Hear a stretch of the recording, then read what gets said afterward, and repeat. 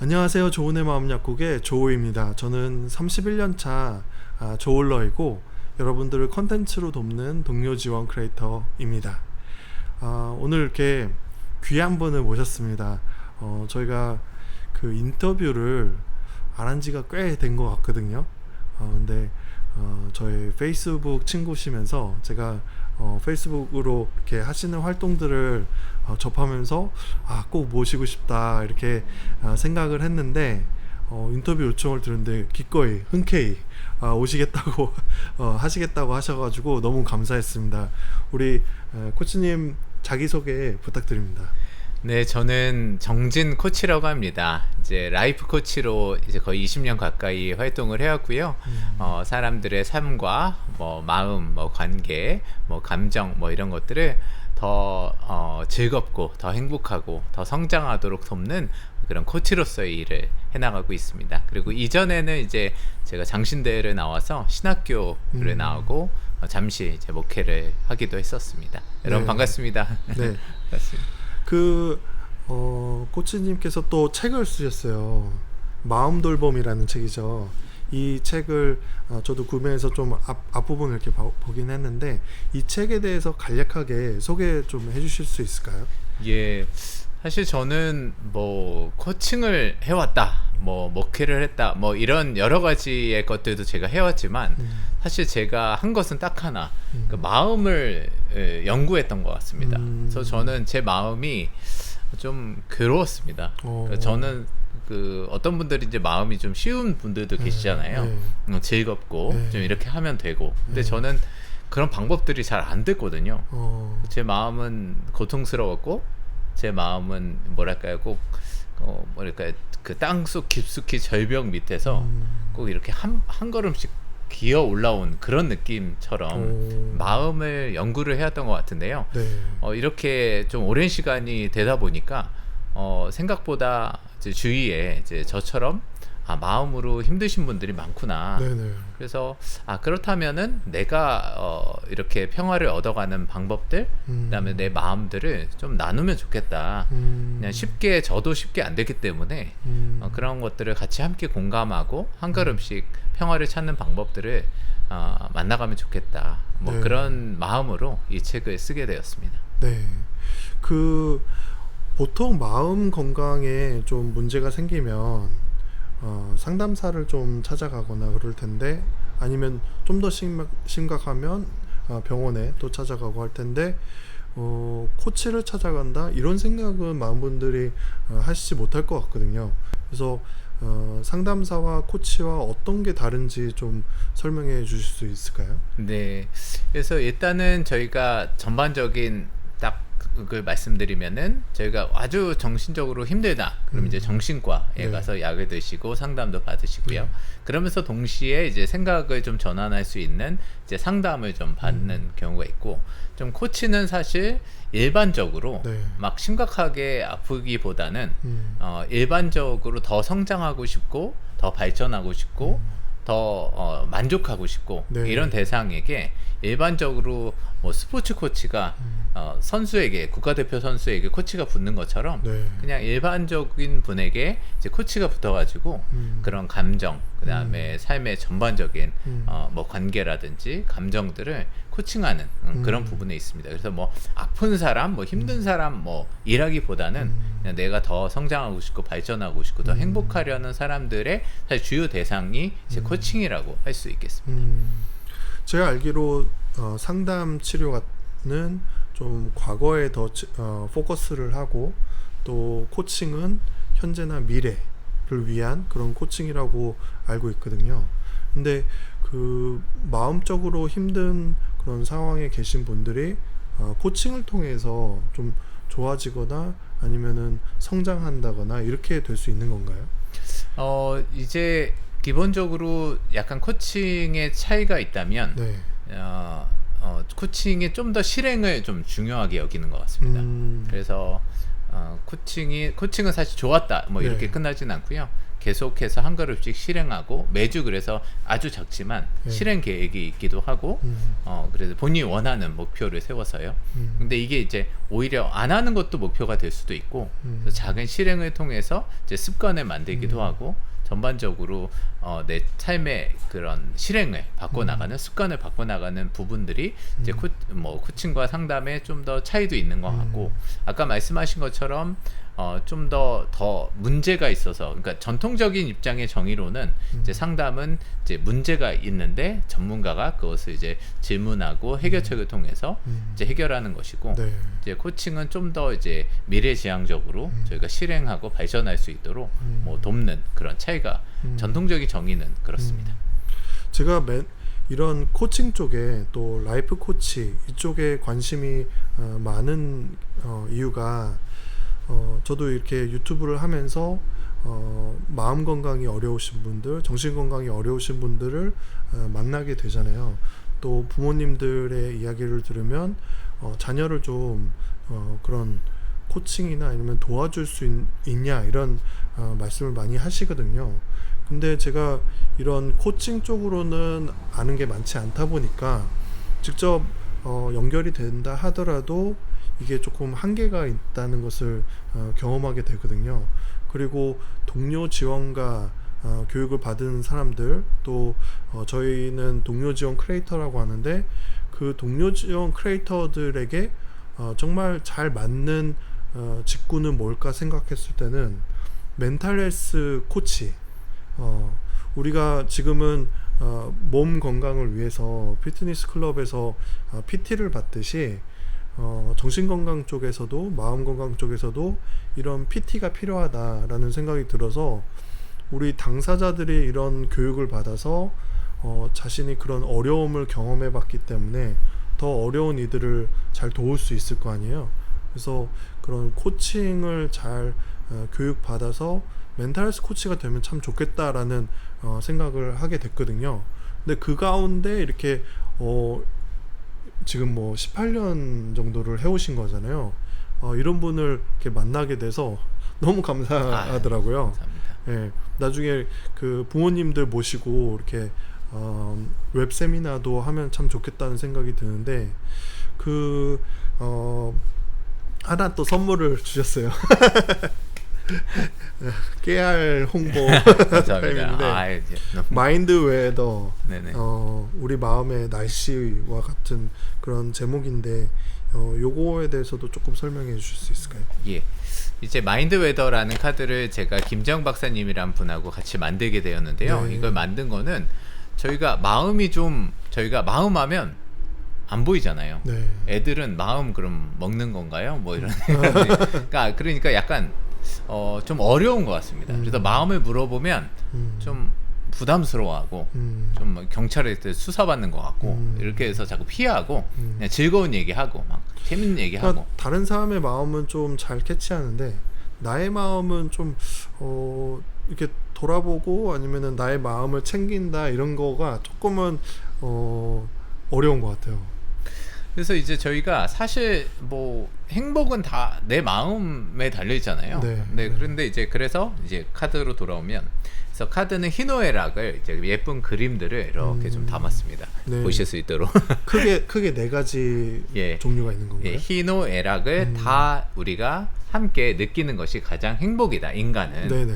그러니까 보통은 이제 이 카드 뒤에 이렇게 질문도 있고요. 보통 인간이 기쁜 것만이 이제 행복이라고 생각을 네. 하잖아요. 그리고 즐거운 것만이. 네네. 그리고 슬프고 화나는 거는 저기 치워버리고 저기 구석에 가둬두는데 이제 사실 참된 기쁨은 함께 정의를 위해서 함께 잘 화낼 수 있고 그리고 잘 슬퍼할 수 있고. 자꾸 그런 부정적인 감정을 감정 쓰레기통에 딱 버리는 것 같아요. 근데 가끔 보면은 그 쓰레기통 안에서 막 썩어가지고 악취가 나기도 하고 그런 것이 오래 지속될수록 저희들의 그 마음 건강에도 안 좋은 영향을 끼치는 것 같아요. 그래서 이런 감정들을 잘 느껴줄 필요가 있거든요. 왜냐면 뭐 내가 오래 키웠던 강아지가 죽었습니다. 네. 그러면은 너무 슬프잖아요. 그거는 고통스럽죠. 아프죠. 근데 슬퍼하는 길이 정말 강아지를 사랑하는 길이거든요. 근데 이거를 자꾸 슬퍼하지 마. 그냥 잊어버려. 그러면 저기 감정은 남아 있습니다. 네, 네. 그리고 계속 이해받지 못하고 더 슬퍼집니다. 네. 왜냐하면 이해받지 못하고 미움받으니까요. 네, 네. 그리고 누가 나를 함부로 했습니다. 그럼 화가 나겠죠. 네. 그렇다고 해서 이거를 뭐 누구 때린다든지 막 그러면 안 되고 이 분노를 잘 느낄 수 있는 것이 장소가 좀 필요한데요. 네. 그래서 그런 그 잘 느낄 수 있도록 좀 더 쉽게 그림으로 단어로 또 질문으로 할 수 있도록 만든 카드입니다. 네. 그래서 이제 마인드 웨더라고 지은 거는 뭐냐면 이게 감정은 날씨처럼 저희가 만약에 오늘 비가 왔어요. 오늘 비 와! 막 이러면서 하면 비는 어차피 오잖아요. 네. 그런데 이제 비가 오는구나. 그래서 비를 약간 좀 막 질퍽질퍽하고 습도가 있고 그럼 그건 지나가면은 또 밝은 날이 옵니다. 네, 네. 그런 것처럼 슬픔은 잘 슬퍼하면은 그 다음 날은 또 즐거움이 오거든요. 그래서 그 있잖아요. 같이 막 정말 친구하고 같이 막 울고 나면은 그 다음에 결국에는 이게 울고 나면 또 힘을 쓰니까 배고파서 같이 뭐 먹고 그다음에 웃고. 그러니까 사실 이게 돌아가는 날씨처럼 돌아간다. 네, 네. 근데 이거를 자꾸 날씨 막 올 때마다 막 힘들어하고 막 이러면은 삶이 더 어려워지는 거죠. 그래서 마인드 웨더라고 이름을 붙여봤습니다. 이걸 선물로 주셔서 저희가 오프라인 모임 할 때 쓰면 참 좋겠다 이런 생각이 들더라고요. 그리고 들었는데 이게 가격이 꽤 있는데 4,000개나 판매를 하셨다고 네, 이번에 하시더라고요. 사쇄가 들어가서 입소문만으로 저희가 조금 많이 나가는 그런 네. 카드인데요. 저는 뭐 이 카드뿐만이 아니라 다른 도구들 이렇게 한 5개, 6개 두셔가지고 네. 뭐 소그룹에서 가정에서 1대1로 누군가를 마음을 나누고 싶을 때 게임처럼 하시면 좀 좋을 것 같아요. 왜 우리나라에서는 마음이 뭐니 그러면 이제 몰라 뭐 이렇게 되기 때문에 이런 나중에 카드를 활용하시면 좋겠습니다. 정진 코치님하고 콜라보 해가지고 조은의 마음 약국 버전으로도 뭐 하나를 만들면 좋겠어요. 영광입니다. 바로 섭외했습니다. 그럼 아까 라이프 코치로 돌아와서 마음이 어려운 친구들을 이렇게 코칭을 통해서 좋게 해준 뭔가 아니면 좋은 변화가 일어난 그런 사례가 있을까요? 그래서 일단은 지금 이제 저희가 우리가 이제 마음에 대해서 다룰 때 이제 마음이 이제 좋은 거하고 이제 뭔가 마음 상태가 나쁜 거 뭐 이렇게 좀 저희가 나누는 거 자체가 저희한테 좀 고통을 주는 것 같아요. 네. 그러니까 우리는 만약에 이제 몸도 그렇잖아요. 뭐 안 아픈 뭐 사람은 없다. 네, 네. 그러니까 사실 저희가 안 아픈 사람이 있다면 그거는 이제 사람이 아닌 거죠. 그렇죠. 통증을 못 느끼는. 예. 네. 그래서 우리가 그냥 힘들고 즐겁고 화나고 두렵고 불안하고 신나고 두근두근하고 이게 우리의 삶의 전부인 거죠. 그게 건강한 거죠. 그게 좀 건강한 거죠. 네. 근데 이거를 이제 어느 정도 고통이 커지는 것은 이걸 아까처럼 이 내 한 부분을 미워하는 겁니다. 그래서 왜냐하면 그때 이제 어렸을 때 만약에 큰 충격이 있으면 네. 아이는 그거를 이제 아파할 힘이 없는 거죠. 네. 너무 큰 충격이기 때문에. 네, 그래서 얘를 치워버리고 나는 열심히 기쁘게 착해야지. 뭐 네. 애아이들 있잖아요. 막 네. 그렇게 하면서 평생을 사는데 이제 그런 것이 고통일 수 있겠죠. 뭐 나는 엄마를 위해서 공부를 뭐 1등 해야 돼. 뭐 나는 뭐 착해야 돼. 뭐 어떻게 해야 돼. 뭐 이런 것들이 이제 있는데 그래서 저는 먼저 이런 어떤 감정들이 있는지 마음을 좀 잘 돌보게끔 보고 사실 코치는 무슨 정답을 주기보다는 약간 이제 상대와 저 사이에 공간을 좀 마련한다라고 저는 생각을 합니다. 네. 그래서 코치는 사실 질문하고 듣는 사람인데요. 네. 이제 저희가 물리적 공간이 정말 중요하잖아요. 네, 네. 내 방, 그래서 내 집 이런 게 너무 중요하잖아요. 저희는 그렇죠. 네. 거기에는 정말 많은 에너지를 쏟습니다. 네. 뭐 쾌적하게 돼야 되고, 네 어떻게 보호돼야 되고, 뭐 직장에서 칸막이가 있고, 그게 우리를 굉장히 우리의 삶을 좌지우지하는 그런 너무 중요한 거죠. 특히 코로나 때 우리 인테리어와 이런 것들이 엄청 잘 팔렸다고. 너무 중요하죠. 그래서 부모님들이 아이들 집을 방 구조를 어떻게 해줄 건지 책상, 침대 뭐 이렇게 굉장히 신경을 쓰시는데 네. 저는 그 물리적인 공간뿐만이 아니라 이 심리적인 안전한 공간. 음. 인간에게는 이게 정말 중요한 거죠. 네, 네. 근데 생각보다 이제 막 그거는 저희가 잘 경험해 본 적이 없는 거예요. 막 갑자기 누워 있는데 야 네가 뭐 막 이렇게 하기 시작하면 내 공간 안전한 공간이 없이 침해를 받는 거죠.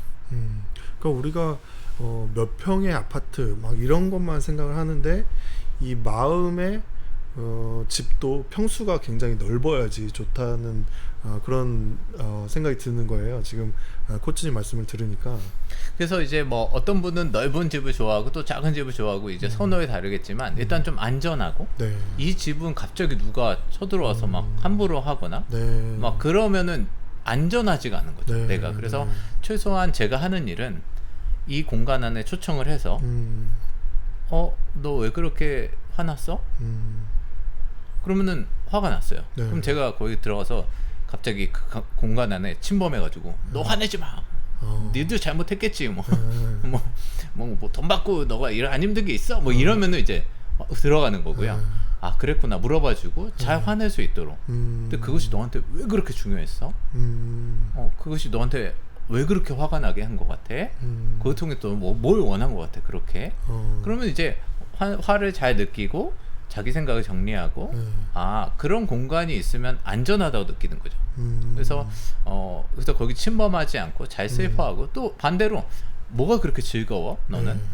아 왜 그 아이들이 그러잖아요. 너 꿈이 뭐야? 그러면 요즘 아이들 학교가 폭파됐으면 좋겠어. 그럼 엄마들 막 부글부글 하면서 테러범이야 막 이러는데 이제 그게 아니고 그게 어때 실제로 엄마가 물어봤대요. 이제 제가 강의 후에 너 학교가 왜 그렇게 너 오늘도 폭파됐으면 좋겠어. 왜 그래? 그랬는데 이제 엄마 애들이 얼마나 힘든지 알아? 불행한지 알아? 내 친구는 맨날 죽을 방법 쓰고 있어. 애들이 좀 행복해야 되지 않아? 학교 폭파됐으면 난 진짜 좋겠어. 그래서 어머니께서 이제 너무 행복하신 거예요. 우리 애가 생각이라는 걸 하는구나. 맨날 폭파됐으면 좋겠어. 이상한 얘기만 하다가 이제 그런 마음들을 자기가 이제 꺼내놓고 정리할 수 있는 그러면 이제 안전한 거죠. 그거 가지고 이제 뭐 왜 넌 그렇게 생각하니? 왜 느끼니? 막 이러기 시작하면은 이제 고통이 시작되는 거예요. 그냥 표면적으로 나타나는 그런 부정적인 감정에만 이렇게 신경 쓰는 게 아니라 그것에는 분명한 원인이 있고 그 원인을 좀 더 관심 갖고 들어주려고 할 때 이 사람의 그런 감정을 잘 핸들링하는 아니면 소화하는 그런 게 생긴다는 거죠. 네. 그래서 이 공간은 마련해 주되 근데 이제 좀 주의하실 게 뭐냐면은 그렇다고 행동이 용인되는 건 아닙니다. 그러니까 뭐 예를 화가 났어요. 그렇다고 때리는 건 그냥 안 됩니다. 때리면 감옥 가야 됩니다. 그러니까 뭐 예를 들자면 학교 폭파하면 안 되죠. 그러니까 근데 그냥 감정은 느껴야 되는 겁니다. 그래서 이게 이제 약간 헷갈렸을 때 감정은 통제하고 행동은 용인하게 되는 경우에는 이제 진짜 이게 어려워지는 거죠. 이게 사회적으로 문제가 생기고 막 그러는 게 이게 이제 헷갈렸을 때. 그러니까 사실 저도 오랜 기간 조울증으로 힘들었고 또 조울증을 굉장히 힘든 친구들 보면은 착해요. 착한데 방금 말씀하신 대로 그런 부정적인 감정들을 잘 소화해낼 줄 모르고 또 어떻게 그런 것을 건강하게 표출할지 몰라서 그런 행동을 하면 안 되는데 그런 공격성이 나타나기도 하고 이런 것 같아요. 그래서 그런 친구들의 감정을 잘 스스로도 내가 어떤 감정이구나 이런 것들을 이렇게 알아야 되는 거를 옆에서 좀 도와준다고 하면 굉장히 좋아질 수 있을 것 같아요. 제가 뭐 사실 뭐 조울증에 대해서는 사실 조심스럽긴 한 부분이 있습니다. 사실 네. 이게 뭐 의학적인 부분도 다 필요하고 네. 뭐 상담도 필요하고 그런 부분이기 때문에 네. 제가 뭐 쉽사리 뭐 이렇게 한다 뭐 이게 좋아집니다 뭐 네. 이런 얘기를 저는 할 수 있는 자격도 없고 네. 그런 사람도 아닌데 네. 이제 기본적으로 저는 이제 처음에 이제 내 감정을 느끼잖아요. 어떤 기억으로 경험으로 우울증을 느꼈을 때 보통 우울이 나를 괴롭게 하고 상처와 연결되어 있기 때문에 이 우울을 이렇게 억압할 확률이 높은 거죠. 미워할 확률이 높고 그게 점점 쌓이고 쌓일수록 더 나를 괴롭히는 거죠. 그래서 이게 나중에는 너무 커지고 그거를 누르는데 막 지하실에 가두고 콘크리트로 막 막고 근데 얘가 이제 점점 부글부글 하다가 이제 터져 나오기도 하고 막 이런 상황에서는 굳이 이 큰 고통을 뭐 그냥 감정을 느끼세요 이런다고 이건 좀 어려운 것 같습니다. 이거는 정말 전반적인 정신과와 상담과 코치로서의 그런 도움이 필요한 영역이고 처음에는 아예 이게 쌓인 사람들은 못 느끼는 분들도 있거든요. 감정을 아예 콘크리트가 너무 어떻게 느껴야 돼요? 감정을 저는 못 느끼는데요. 이런 분들도 있습니다. 그래서 이렇게 아프지도 않지만 즐겁지도 않은 거예요. 아예 무감각한 겁니다. 근데 이게 이렇게 깨지면서 이제 막 즐겁기도 하지만 막 너무 고통스럽고 막 이렇게 막 터져 나오기 시작하는데 근데 이거는 조금 양이 크다 그리고 오랜 세월이 있다 그러면 좀 도움이 필요하고 그래서 공동체가 중요하고 좀 이것을 지속적으로 함께 너무 양이 클 때는 한 번에 다 느낄 수가 없는 것 같습니다. 저희가 장례식장에 갔을 때 그걸 한 번에 슬퍼하라고 할 수 없잖아요. 네.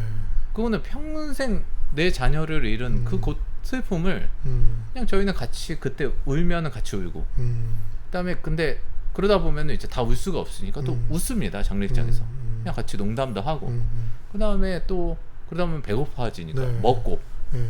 그러다 보면 또 놀기도 놀아야 되고 근데 그러다 보면 갑자기 또 생각이 또 놀고 그러니까 저는 이것이 우리가 공동체라고 생각하거든요. 네. 우리의 일상인데 너무 이럴 수 있는 공간이 없는 거죠. 그러니까 자꾸 슬프면은 막 울지 마.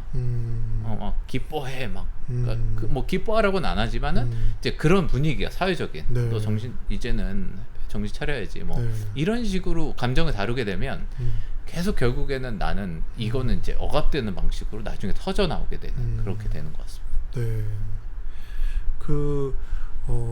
유퀴즈에 출연한 나종호 교수님이라고 있는데 뉴욕 정신과 교수님이시고 그분이 미국에서 그 인턴 과정을 밟을 때 그런 정신과잖아요. 근데 한 미국 친구가 이제 안 좋은 그런 선택으로 생을 마감을 했는데 그 같은 동기들이 굉장히 그 애도하는 시간을 어떻게 가지는지 옆에서 같이 보고 경험을 했던 거예요.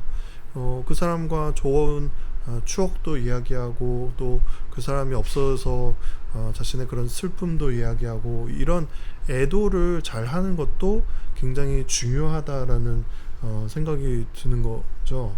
그래서 우리가 부정적인 감정을 너무 이건 나쁜 감정이야 이렇게 해서 회피하거나 아니면은 다른 곳에 이렇게 멀리 두기보다는 그것을 직면하는 것이 굉장히 중요한 것 같고 이전에 그런 작업들을 못했다고 하면 한번 이렇게 싹 꺼내가지고 이렇게 분리수거하는 그런 시간을 갖는 것이 필요하구나 이런 생각이 들었습니다.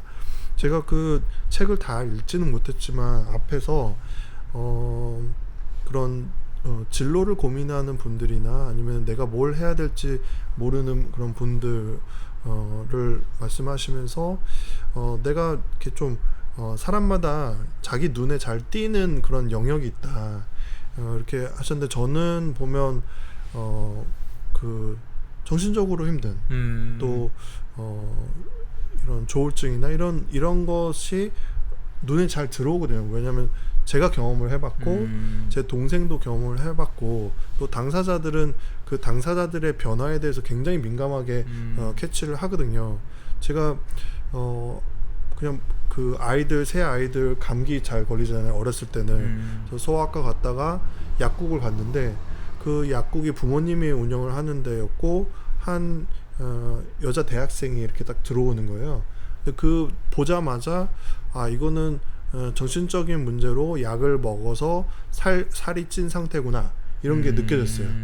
그래서 그 어머님한테 혹시 제가 중학교 2학년 때부터 조울증이 있었는데 혹시 따님이 조울증이냐 이렇게 물었는데 굉장히 깜짝 놀라면서 어떻게 알았냐고 하는 거죠.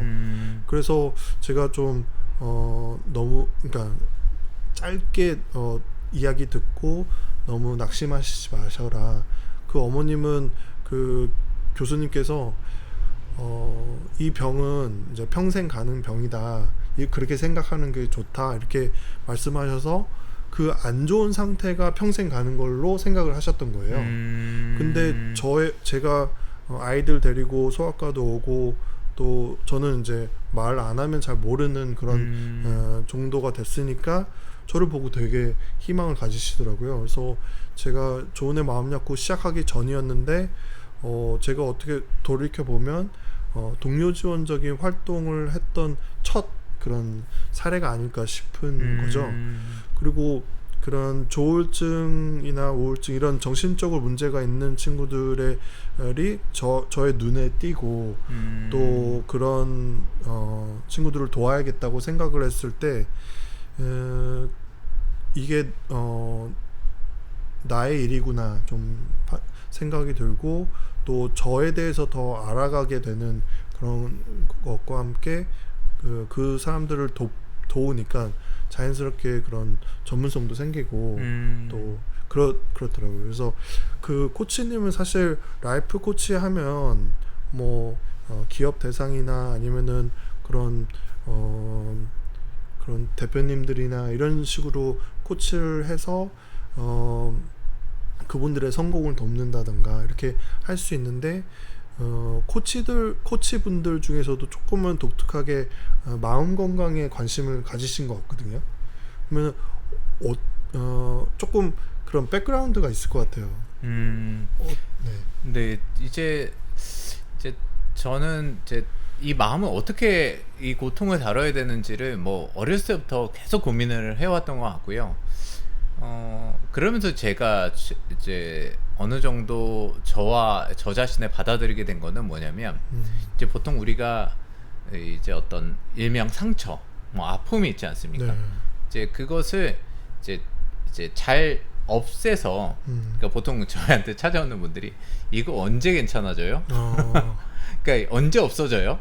뭐 이렇게 이제 하시는데요. 그러니까 내 일부를 빨리 없애려는 행위가 사실 그 자체가 슬픔인 거죠. 그러니까 예를 들자면 한 분이 자기는 어렸을 때 이제 어떤 상황에서 뭐 너무 외로웠던 거예요. 네. 근본적인 감정이 외로움인데 네. 이게 싫어서 늘 열심히 살아왔어요. 네. 늘 열심히 살고 열심히 살아서 어른이 됐습니다. 가정을 이뤘어요. 네. 근데 여전히 외로워요. 그래서 계속 더 열심히 일하는데 그럴수록 더 외로울 수밖에 없잖아요. 근데 언제 없어지냐 그런 거예요. 그게 뭐냐? 이 외로움을 없애려는 것 자체가 계속 더 외로워지는 거죠. 그게 결국엔 이 외로움이 뭐냐?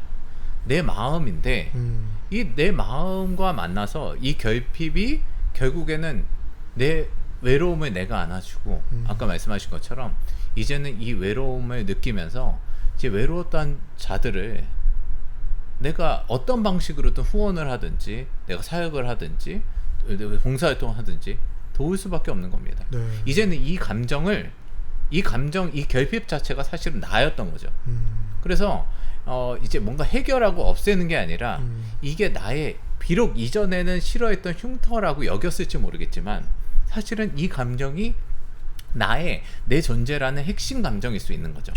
그래서 그 저희 규장 책에 이제 시네라 씨 얘기 사례가 나오는데 네. 시네라 씨가 너무 화가 나는 때가 있대요. 견디지 못하는. 아이들이 버려진 것을 봤을 때 너무 화가 난다는 거죠. 그래서 저는 그 시네라 씨가 화를 내면서 근데 잘 내는 거죠. 그게 뭐 파괴적으로 내는 게 아니라 자기 파괴적이거나 다른 사람 파괴하는 게 아니라 이 에너지를 써서 버려진 아이들을 돕는 데 쓰고 있는 겁니다. 네. 저는 이 감정은 저는 없어질 거라고 저는 여겨지지 않아요. 저는 사실은 가정적인 슬픔이 있습니다. 네. 저희 부모님 두 분이 너무 많이 다투셨어요. 그리고 그 속에서 저는 너무 마음이 깨졌습니다. 근데 왜 저는 그렇게 깨졌을까? 그렇다고 부모님 두 분이 선생님이셨고 사실은 뭐 제가 무슨 뭐 맞았거나 무슨 뭐 폭력을 이런 거 하나도 없었어요. 근데 저는 세심하고 예민했기 때문에 그 다툼 속에 저거 깨졌던 거죠. 근데 이 결핍은 저희가 사용자인데 이런 방식으로 표출하는 사람은 저밖에 없는 거죠. 그러니까 각자의 아픔이 있겠지만 그럼 왜 저는 이런 식의 결핍을 가지게 됐을까? 근데 저는 수수께끼를 풀 수가 없었어요. 근데 결국에는 이게 나구나. 그러니까 싫죠. 사실 저도 그냥 행복한 가정에, 그러니까 안 싸우는 가정에 막 웃으면서 함께 이런 가정으로 태어나고 시어머니 마음이 지금도 한편에서는 그건 좋았겠다라는 거 있지만 그 아니잖아요. 현실은. 그럼 그걸 받아들이고 이랬던 나로서 이제는 이게 아프니 우리 부모님을 생각하면 내가 저희 아버지 저를 너무 사랑하셨거든요. 네. 근데 사랑하셔서 막 화내시고 막 그 시대에 어르신 막 뭐라고 하시고 그럼 너 잘 되라고 하는 소리야 이렇게.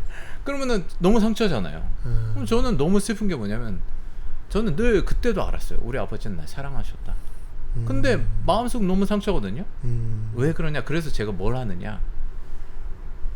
이 아버지들이 수많은 아버지들이 자신의 이 미칠 듯한 사랑을 사랑으로 아이가 느낄 수 있게 전달하면 얼마나 좋을까? 저는 거기 미쳐 있습니다. 전 이걸 죽을 때까지 할 거예요. 왜냐면 저희 아버지를 기르는 길인 거예요. 그래서 말이 좀 길어졌어요.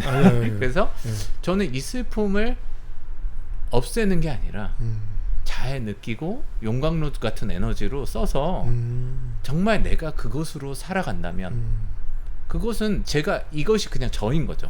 그게 부정적인 감정이라 해도 그것을 긍정적인 에너지로 삼아서 뭔가 좋은 결과물을 만들어내는 것 같거든요. 라이프 코치를 하시면 되게 다양한 질문들을 받게 되실 것 같거든요. 혹시 뭐 기억에 남는 질문 혹시 있을까요? 뭐 이제 사실 저는 뭐 그 답을 주는 사람은 아니고 네. 이제 보통은 제가 질문을 드리고 이제 받는 건데 이제 보통 이제 질문들의 인상 깊은 거는 그런 거죠. 이제 외로운 분이 오셔서 이제 난 외로움을 빨리 없애고 싶다 뭐 이런 이제거나 뭐 상처를 어떻게 빨리 없애요 빨리 근데 그것도 저는 이해를 합니다. 왜냐면 저도 평생 고통스러웠기 때문에 이 고통이 너무 싫었거든요. 그런데 이제 사실 역설적으로 이 고통을 사랑해줘야 얘는 난리를 안 치는 거죠. 그리고 그러니까 예를 들면 친구가 서운한 친구가 있는데 계속 따시키고 막 너 왜 그러니 그러면 더 그쵸, 난리 그쵸. 쓰는 것처럼. 근데 얘를 이제 잡아주고 위로해주고 같이 사랑해주면 얘가 친구가 되거든요. 그때부터는 얘가 사실은 내 편이었던 거예요. 슬펐던 애가 나를 위해서 슬퍼해줬던 거죠. 화를 내는 불의를 위해서 나를 위해서 화내주고. 얘네들의 친구를 얻어가는 게 저는 제 삶에 너무 큰 힘이었어요. 외면하던 애들이 친구가 계속 생기는 거예요. 저를 위한 친구, 나를 위해서. 화내니까 이제는 이러면 안 되실 것 같아요. 이런 말도 이제 분노의 힘을 통해서 할 수 있게 되고, 슬픔을 통해서 저는 소중한 것을 지키게 되고. 감정의 친구들을 우리가 내가 아니라 다른 친구랑 친해지듯이 이렇게 대하다 보면은 나의 친구들이 점점 이렇게 늘어가는 거. 그래서 더 이렇게 좀 마음이 풍성해지고 이런 거를 경험할 수 있다는 거죠. 그래서 저는 마음의 집이라는 표현을 하는데 수많은 성에 있는 집들을 다 탐험해 가면서 쟤는 슬픔이고 쟤는 희열이고 이런 친구들을 얻어가는 게 저는 제 인생의 여정의 길에 있는 나와 친해지고 내 마음을 알아가는 거. 근데 이제 내 마음과 싸우는 게 정말 힘들잖아요. 늘 내 마음과 얘는 화나는데 넌 왜 그랬냐 뭐 이런 거 계속 쌓으니까 저는 이러면은 너무 힘들다. 내 마음속에 고통이다라는 생각이 듭니다. 되게 새로운 관점인 것 같고 또 그 책이 있어요. 나를 힘들게 한 건 나였다라는 책이 있는데 그 책도 생각이 나고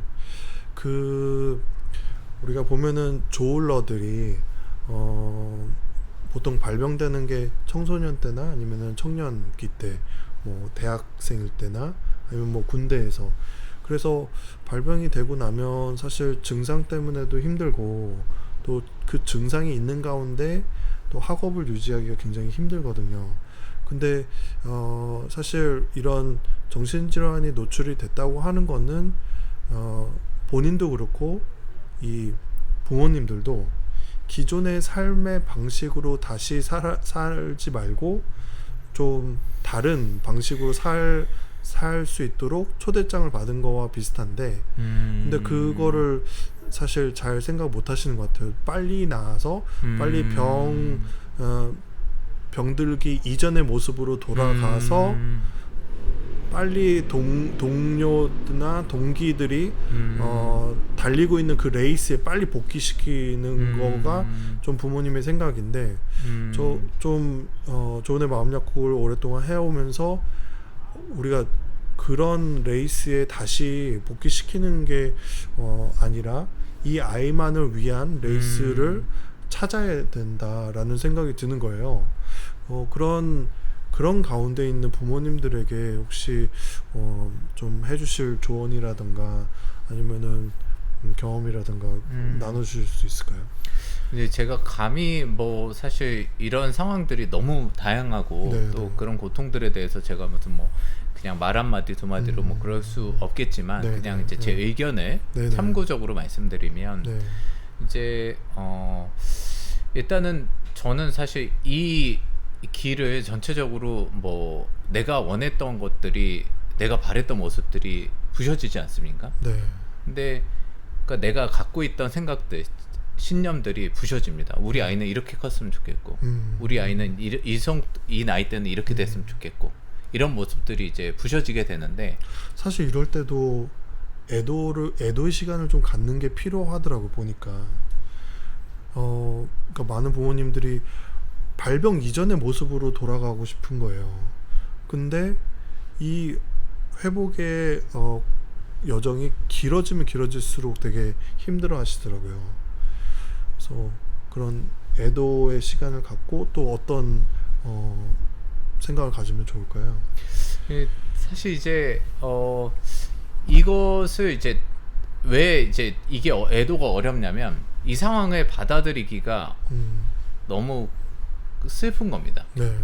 근데 방법이 있었으면 좋겠지만 저희가 그 엘리자베스 큐블러 로스라고 네. 그 죽음의 단계를 받아들이는 5단계가 네, 네, 있는데 네, 뭐 저항하다가 나중에 슬퍼하다가 뭐 화내다가 네. 나중에 이제 뭐 이게 그러다가 이제 받아들이게 되고 네, 수용하게 네, 되거든요. 그런 것처럼 저는 삶의 영역들이 이것들을 이제 잘 받아들여 가는 여정. 그렇다고 이거를 받아들이세요. 이것도 저는 그 어렵다고 봐요. 네. 그냥 죽음을 받아들이세요. 이게 아니잖아요. 그 그쵸. 여정이 모두가 겪는 것처럼 사실 부모 자체도 힘들 수 있다. 힘들다 당연히. 네, 네. 그러니까 힘들다라는 말로 표현할 수 어렵을 정도로 죽음과 같을 수 있습니다. 네. 우리 자녀가 뭐 아프다, 우리 자녀가 다르다라는 것을 받아들인다는 게 그것은 거의 죽음과 같이 힘든 영역이지만 네. 일단 거기서부터 그게 출발점이고 그러면은 이제 그래서 이제 저는 사실 이때부터는 이제 아이를 위해서라도 내가 내 마음을 잘 아파해 가는 거. 왜냐면 한 명이 아프면 저는 가족들이 같이 아파진다. 네, 네. 근데 그것이 뭐 잘못된 것이냐? 저는 너무 당연한 것이라고 네. 생각하거든요. 그래서 나도 아프고 그래서 그때부터는 가족을 이제 원래 저도 오랫동안 그 아버지 간병을 하면서 네. 제가 제 마음을 관리하는 게 정말 중요하잖아요. 체력하고 네, 네. 아버지를 위해서라도. 네. 그런 것처럼 부모도 내 감정을 어딘가 저도 버겁다는 거, 나도 이 상황이 힘들다는 거, 받아들이기 어렵다는 것을 이야기할 곳이 필요합니다. 맞아요. 근데 왜 그러냐면은 왜 그걸 못 하시냐면은 완전히 무너질까봐.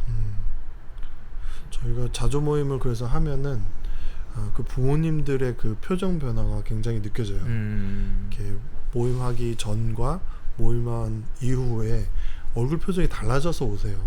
그래서 정말 힘든 가운데 계신 분들이 다른 힘든 분들과 연결되는 게 굉장히 중요하다는 것을 계속 느끼고 있어요. 이 마음 돌봄이라는 책에서 세 가지 단계, 네네. 감정, 또 목표, 실행 이런 세 가지 단계가 있는데 이게 어떤 의미를 가지고 있는 건가요?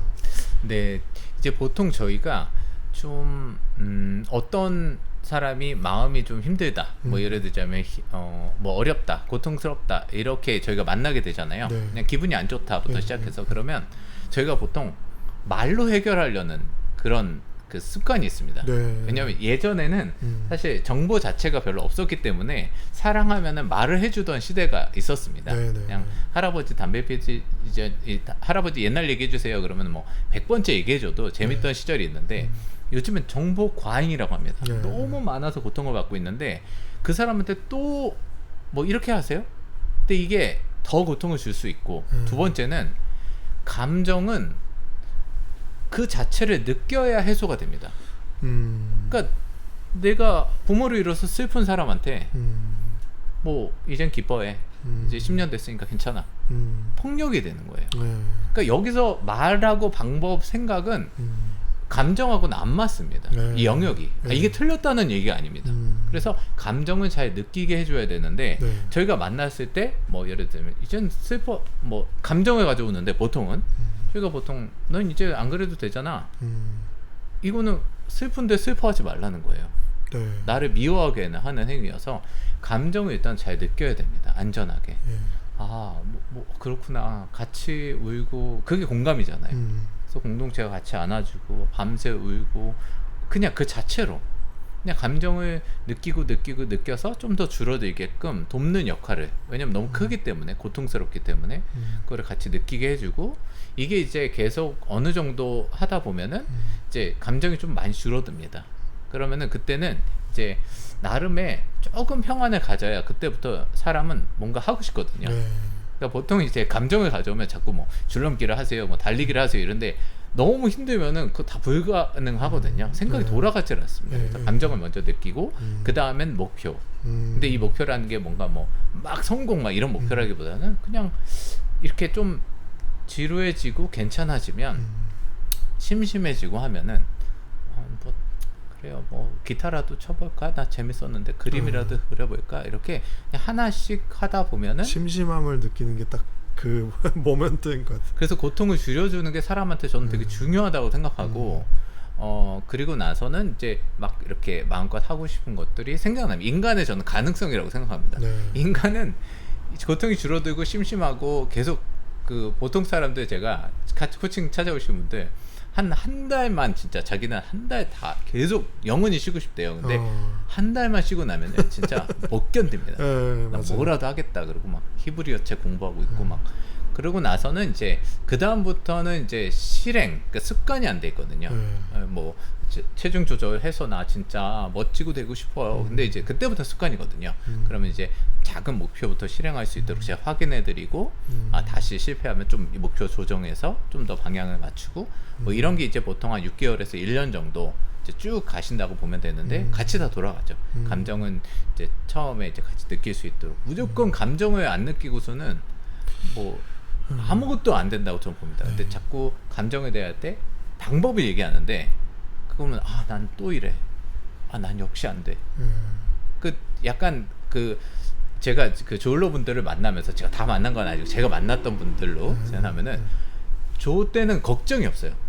너무 좀 자제시키는 게 너무 또 뛰어나요. 그분들은 쫙쫙쫙쫙 거의 뭐 한 달치를 며칠 안에 다 해버리시는 것 같아요. 그러고 나서 이제 올라간 만큼 이제 떨어지시는 것 같거든요. 그러면 이제 이때가 이제 떨어지기 시작하면 자기를 엄청 비난하고 난 왜 그러지 하면서, 왜냐면은 남들 뭐 몇 달치를 며칠치 해놓고서는 비난하고 쭉 떨어지는데, 그래서 이때는 조금 이제 제가 자제시켜드리고, 이제 이때는 그동안 수고했어. 그동안 어떻게든 사랑해주고 맛있는 거 먹고 막 잘 나는 쉴만해 이런 거 같이 근데 이제 그때는 그런 생각이 잘 안 드는데 이제 왜 나는 이렇게 올라갔을까, 그것도 한번 생각을 해봐야 됩니다. 뭐 난 사랑받고 싶고 막 인정받고 싶고 나는 잘해야 되고 막 이런 신념들이 있는데 과연 그것이 그렇게 해서 얻는 것인가, 뭐 그게 맞나, 뭐 이런 것도 같이 질문을 제가 드리고 그럼 스스로가 이제 굳이 그럴 필요까지는 없는데 이러면 이제 좀 재조정을 하고, 뭐 전반적인 이런 이때는 진짜 잘 아파요. 그래서 나의 막 저도 작정하고 내담자들 이렇게 보게 되고 또 부모님들 만나면 그런 과대망상 많이 또 경험하잖아요, 조증 때. 근데 과대망상의 그 이면에는 그런 결핍된 욕구나 이런 것이 있는지 한번 생각해 보게 하거든요. 그리고 그 조울러들 보면은 약간 도파민 보상 시스템이 조금 붕괴된 느낌. 그래서 작은 것으로는 뭔가 이렇게 만족이나 이런 게 잘 안 오고 뭔가 큰 거를 막 대박치는 그런 것들을 이제 보는 모습이 보여서, 그런 도파민 보상 시스템이 조금 이렇게 붕괴된 상태에서 작은 성취를 이렇게 하게끔 하는 그런 것으로 만족을 하거나 아니면 조울러들이 조금 건강하게 그런 도파민이 분비될 수 있게 그런 혹시 방법이나 이런 거 혹시 있을까요? 근데 이제 이제 역설적으로 사실 먼저는 저는 이제 약물의 도움도 정말 필요하고 네, 네. 저는 여러 가지 도움이 반드시 있는 상황에서 네. 말씀드리면은 이제 역설적으로 사실 이게 이제 그렇게 안 되는 것을 스스로 그게 고통을 주잖아요. 네. 결국 그렇게 되면 좋겠지만 네.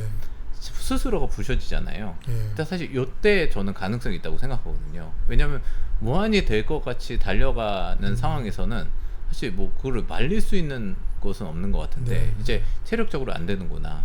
뭐 이렇게 약간의 좌절 이런 것들을 이제 에너지 삼아서 대신 이제 수정을 해서 명확히 이제는 내가 정말 원하는 것을 좀 더 돌아볼 수 있게끔 왜냐면 이때는 무한한 어떤 막 가능성으로 이제 흩어지시고 그냥 그리고 또 반대로는 무한한 비극으로 또 들어가시는 것 같은데 그 좀 더 현실적으로 어떻게 조정할 수 있을까 뭐 좀 이렇게 대화를 나누면서 그냥 조금씩 조절할 수 있게끔 도움을 드리는 것 같고요.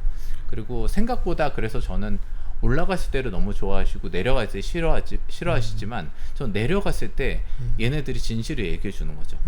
그래서 저는 생각보다 이 절망, 우울, 슬픔 이런 것들이 굉장히 이걸 느끼지 않고서는 얘를 외면하면 다시 올라가는 거죠. 그러니까 우울하지 않고 절망하지 않았으니까 다시 희망을 다시 붙드는 겁니다. 이제 에너지 어느 정도 얘네들 눌러두고 다시 그러니까 소사오르는데 약간 우울기를 보낼 때는 좀 자아 성찰이 되니까 그런 자아 성찰을 잘 하는 그런 네, 시간을 네, 네. 보내는 게 굉장히 중요한 것 같고 또 약간 조울러들이 그런 성향이 있는 것 같은데 인생을 마라톤 같이 이렇게 가야 되는데 그러지 못하고 100m 달리기 그거 하듯이 매번 이렇게 하다가 근육 파열 오고 막 이런 것 같아가지고 조금은 자신의 그런 성향이나 아니면은 자신의 그런 패턴, 리듬을 잘 파악을 해서 예, 자신만의 그런 궤도를 만들어가는 게 굉장히 필요하다는 생각이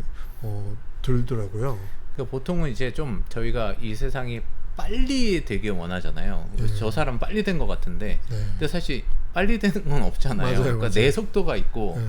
뭘 저도 지금 뭐 사실 뭐 20년 뭐 하면서 이제 조금 할까 말까 한 그런 건데 이게 시간이 걸리는 것을 어떻게 이거를 이제 그러면 또 이제 이거는 안 된다고 생각해서 또 네, 떨어지는 거고 네, 네. 그러니까 빨리 또 그럼 이렇게 하면 될 거야 그리고 열심히 하지만 또 안 되는구나 또 좌절하게 되는데 이거를 좀 현실적으로 어떻게 조절할 것인가를 좀 대화를 좀 나누면서 이렇게 스스로가 이야기하면서 어느 정도 기대도 하고 또 잘 실망하게끔 대신 이제 파괴적으로 실망하면은 이제 좀 어려워질 것 같고요. 근데 이제 이것이 진짜 사실 친구라는 거 나를 위해서 우울해주고 있고 네. 이 절망을 해야 사실 여기서부터 정직하게 나의 속도대로 그러니까 자꾸 저희는 다른 사람이 돼야 되고 그리고 빨리 돼야 되고 이게 저희의 약간 저주처럼 네. 그러니까 내일 돼야 되고 막 뭐 일주일 만에 돼야 되고 그리고 남처럼 돼야 되고 근데 이제 저는 제가 어떻게 다 괜찮은 사람처럼 될 수가 없잖아요. 네. 저는 안 됐거든요. 근데 그러다 보니 안 된 얘기들을 하다 보니까 이제 안 된 사람들하고 하는 게 저구나. 고통스러웠던 사람 이렇게 이제 나로서 피어나야 되는데 이게 우리는 이제 여기 식물이 되게 많은데요.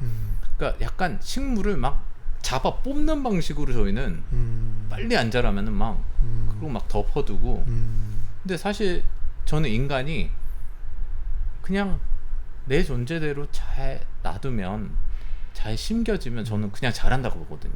그러니까 한국 사회가 조금 빠른 시간 내에 경제가 성장하고 또 민주화가 이루어지고 이래서 좀 빨리빨리 문화가 좋은 반면에 또 이런 성숙해지는 과정이나 아니면 이런 것에 좀 도움을 주지 못한 부분도 있는 것 같은데 그 코치님이 강의를 많이 하시잖아요. 또 부모님 대상으로 강의도 많이 하시고 근데 요즘 근래 많이 하시는 그런 강의 주제는 어떤 것들이 있어요?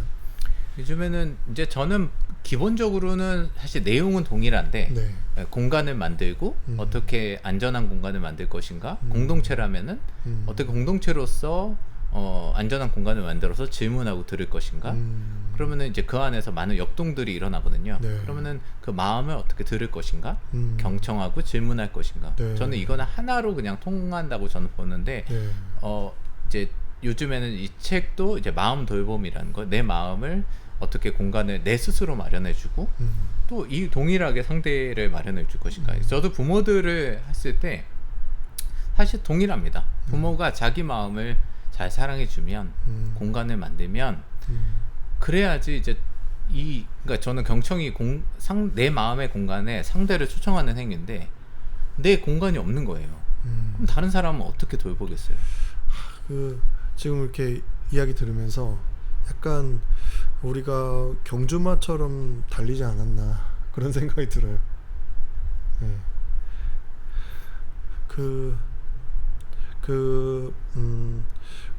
코치님 교회 대상으로도 좀 강의를 하시죠? 네, 그러면 교회 대상. 교회에서는 어떤 강의를 좀 원하고 또 어떤 피드백이 좀 있는지 듣고 싶어요. 그래서 요즘 주제는 그냥 뭐 부모의 마음 돌봄, 뭐 교사의 마음 돌봄, 뭐 구역장의 마음 돌봄, 뭐 이렇게 마음 돌봄으로 가고요. 근데 이제 교회는 또 소그룹장님들이 이제 소그룹원들을 돌보면서 또 교사분들이 많이 지치기도 하고, 그래서 그런 분들의 마음을 먼저 이렇게 자신이, 근데 이게 마음을 돌본다는 게 아까 말씀드렸듯이 뭐 이렇게 나를 자꾸 괜찮아져야 되고 기뻐해야 되는 방식이 아니라 잘 그냥 내 마음과 만나고 물어봐주고 내 마음과 친구 되어주고 그러면은 그냥 내 마음이 잘하고 이렇게 평화가 이렇게 사이가 좋아지는, 내 마음하고 스스로 사이가 좋아지는데, 얘하고 보통 싸우고 있으면은 이제 다른 일을 돌볼 때도 그런 방식으로 너도 이제 그만해. 그러니까 그 많은 분들이 마음 돌봄을 다른 사람이 나의 마음을 좀 돌봐줬으면 하는 그런 마음이 있잖아요. 근데 자기가 자기 마음을 돌보는 그런 능력이라고 해야 될까? 그런 것이 있어야지 좀 내면이 아름다워지고 그 아름다움이 또 밖으로도 흘러나가는 거잖아요. 그리고 다른 사람과의 관계에 있어서도 굉장히 중요한 것 같고, 이 책을 쓰시고 뭐 리뷰나 아니면 독자들의 피드백이 좀 있었을 것 같은데 혹시 기억나는 그런 피드백이 있으셨을까요? 예, 특별히 이거는 이제 제가 종교서적으로 크리스찬들을 위해서 쓰게 됐는데 이제 보통 이제 이런 책이 별로 없죠, 기독교 쪽에. 뭐 이제 뭐 마음에 관한 책들은 사실 뭐 기독교든 아니든 요즘에 워낙 관심이 많아서 많을 텐데요. 근데 보통 이제 조금 더 이제 뭐랄까 제가 느끼기에는 이제 기쁨을 강조하고 좀 더 이거를 관리 통제하는. 그러니까 저는 그것도 한편으로 맞다고 생각합니다. 네. 왜냐면은 지금 자본사회를 살아가고 일을 해야 되는데 지금 직장 가는 사람한테 슬퍼하십시오, 이게 굉장히 사치거든요. 사치처럼 느껴질 수 있어요. 왜냐면 지금 슬픔은 다 돈이거든요. 시간이고요. 그래서 굉장히 이거를 자본사에서 해라? 자본은 하면 안 됩니다. 왜냐면 비생산적인. 그렇죠. 비효율적이고 비상전적이고 거기서는 계속 괜찮은 사람이 연봉이 짱이고 박수 받는, 그럴 수밖에 없잖아요. 그래서 그게 잘못됐다는 게 아니라 저는 그게 우리가 사는 자본사회고, 가면은 웃어주고 편의점 제가 알바를 하는데 계속 막 이러고 있을 수 없잖아요. 안녕하세요도 하고 그거 잠깐 억압하고 또 통제하는 것도 되게 필요하죠. 근데 너무 그것만 많고 우리 인간은 없어진 겁니다. 여기서 인간은 슬프고. 그러니까 AI가 나오면서 어떤 분이 그런 말씀을 하시더라고요. 우리가 사실 인간인데 기계처럼 살아온 그런 부분들이 있다. 근데 그런 부분은 이제 AI와 로봇이 대체를 할 거고, 이제 인간은 어떻게 사는 것이 인간다운 삶인지 고민을 해야 되는 때가 왔다, 이런 식으로 말씀을 하시더라고요. 그래서 저는 사실 인간이 제 마음이 뭐냐 그러면은 인간이 그 나를 느낄 수 있는 방법은 그냥 이 감정을 통해서인 것 같거든요. 오늘 갑자기 지금 만나면은 상쾌해, 바람이 와서 지금 상쾌하잖아요. 그리고 아까 어떤 사람이 막 뭐 침을 뱉고 가면은 기분이 안 좋아요. 그리고 막 어떤 꽃을 보니까 기쁘고 막 갑자기 누가 막 싸우고 있으면 두렵고. 사실 이런 게 다 마음인데 자꾸 이런 마음들을 이렇게 눌러두고 막 이렇게 통제하고 가둬야 된다고 생각하면 내가 누군지 모르는 거예요. 특히 그 아버님들이 많이 그러실 것 같은데 이제 한국 아버지들 많이 그러시잖아요. 그런 분들 뭐 강의나 아니면은 코칭을 통해서 만나셨을 것 같은데 혹시 기억에 남는 그런 아버님이 계셨을까요? 제가 이제 보통 이제 서울보다도 부산 같은 데 가면은 이제 부산은 무조건 야이카 하고 막 그러는 분위기니까 네. 그래서 이제 그랬는데 이제 나중에 앞에서는 이렇게 제가 막 이렇게 마음 얘기하며 그 계시다가 제가 그 말씀을 드렸어요. 사실 저희 아버지께서 저를 너무 사랑하셨다. 근데 막 화내시고 그래서 제 마음이 너무 막 아팠다. 근데 아버지는 날 너무 사랑하셨는데 내 하나의 소원이 뭐냐면 전 진짜 눈물 나거든요. 제가 아버지가 되고 나니까 너무 그 심정이 아들이 될 때마다 그 심정이 이해가 가는 거예요. 네. 왜 화내셨을지. 근데 그것이 내 사랑으로 전달됐다면 정말 너무 좋잖아요. 그게 인간의 저 자녀에게 하고 싶은 단 한 가지가 뭐냐면 아버지가 널 사랑했다 이거잖아요. 근데 그게 전달이 안 되는 거 얼마나 비극이에요. 이런 말씀을 드렸더니 그 앞에서는 또 뭐 이렇게 딱 가셨는데 뒤에 가셔서 뭐 오늘 좋네 뭐 이렇게 하면 다른 말씀 나가지고 그러셨대요. 그런 거 보고 아 이게 다들 그러시는구나 라는 생각이 들고 오늘 너무 좋은 말씀들 많이 나눠주셨는데 마지막으로 제가 그 개인적으로 여쭤보고 싶은 게 있어가지고요. 얘기를 들어보니까 저희 첫째 딸보다 한 살 더 많은 딸을 키우고 계세요.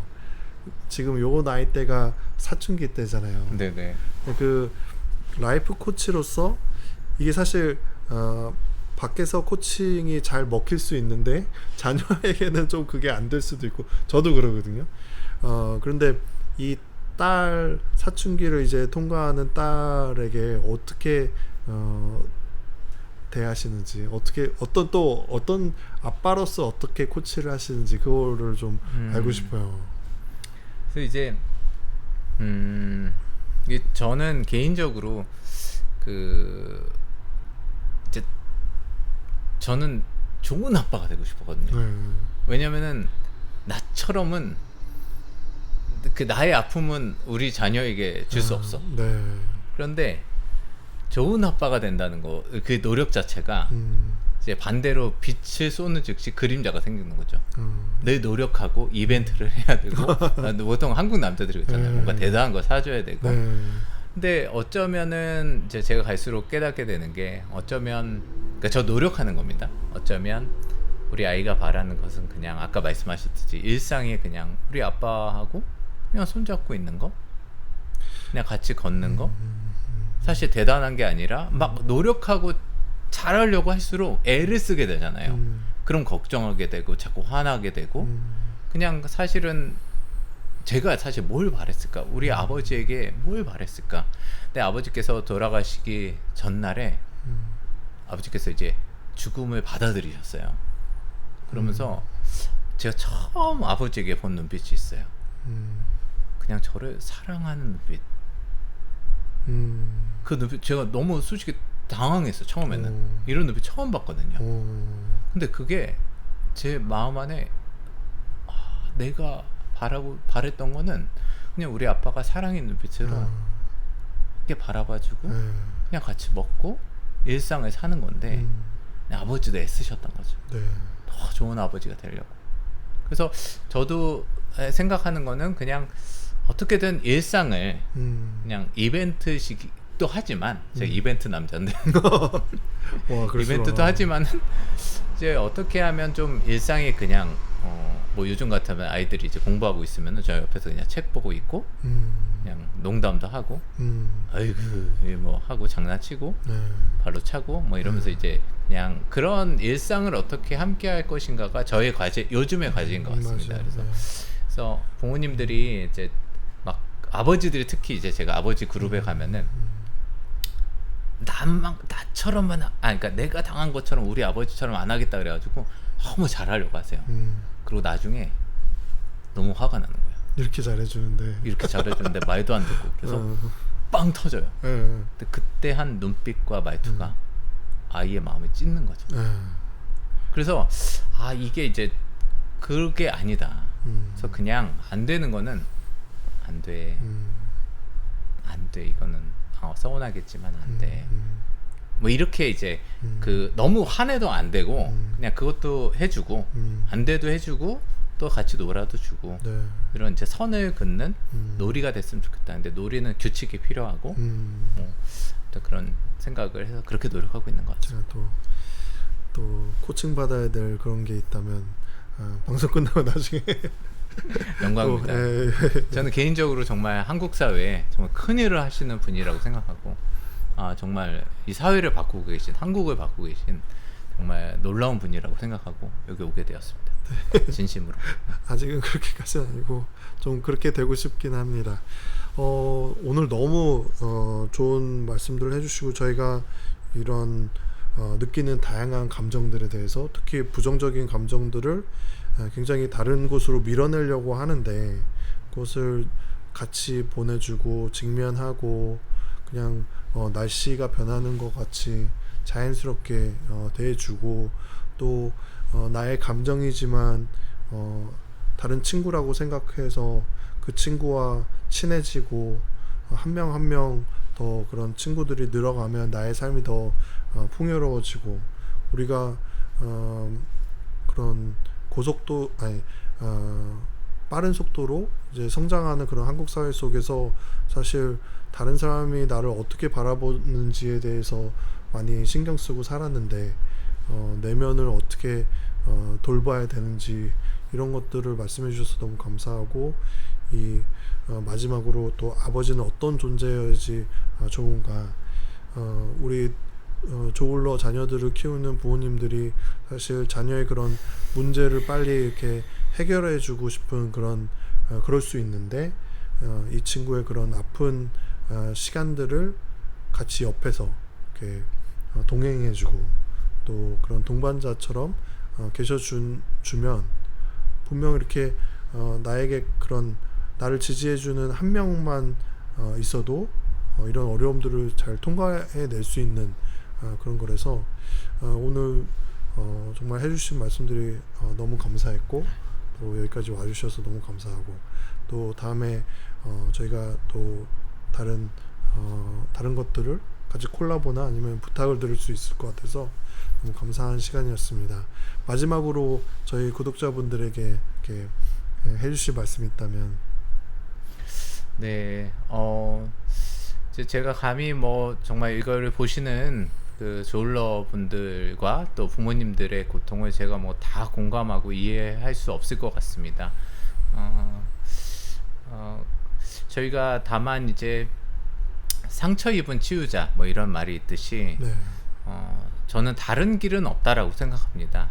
이것이 고통스럽지만 이것을 직면하고 함께 받아들이고 그것을 위해서 저희는 이제 혼자선 어렵고 그래서 주변의 도움도 필요하고 공동체도 중요하고 그래서 우리가 힘을 모아가지고 이 두려움과 우울과 힘듦과 분노와 슬픔의 에너지를 써서 우리가 정말 해야 될 일을 해나가고 그것이 어쩌면 이제는 우리가 이상적으로 여겼던 뭐 좋은 나 뭐 이런 것은 이제는 없고 이제 좋기도 하고 안 좋기도 하고 불완전한 나 그러나 온전한 나로서의 삶을 한 걸음을 걸으시도록 정말 용기를 드리고 싶고 그것이 무서우실 수 있겠지만 뭐 조지 캠벨이라는 사람이 그런 말을 했습니다. 두려워하고 있는 곳에 당신이 찾던 보물이 있다. 어쩌면 내가 여기를 마주하면은 죽을 것 같고 네. 이거를 인정하면은 큰일 날 것 같지만 사실 그래서 우리는 혼자 할 수 없고 함께 그 신비와 함께 이 길에 들어갔을 때 사실은 내가 거기서 나를 찾게 된다. 네. 나의 삶은 그곳에 있다. 네. 그것은 단순히 재밌고 쉬운 길은 아니라고 저는 생각합니다만 네. 그러나 우리에게 마땅히 가야 될 길이 그곳에 있다라고 저는 생각해서 네. 그런 의미로 용기를 드리고 싶습니다. 네, 끝까지 너무 감동적인 말씀을 해주셔서 감사합니다. 여러분들도 그 보석을 찾으시길 바랍니다. 지금까지 조은의 마음 약국의 조우였습니다. 마음 건강을 도와주시는 그런 라이프 코치 정진 코치님 감사합니다. 감사합니다.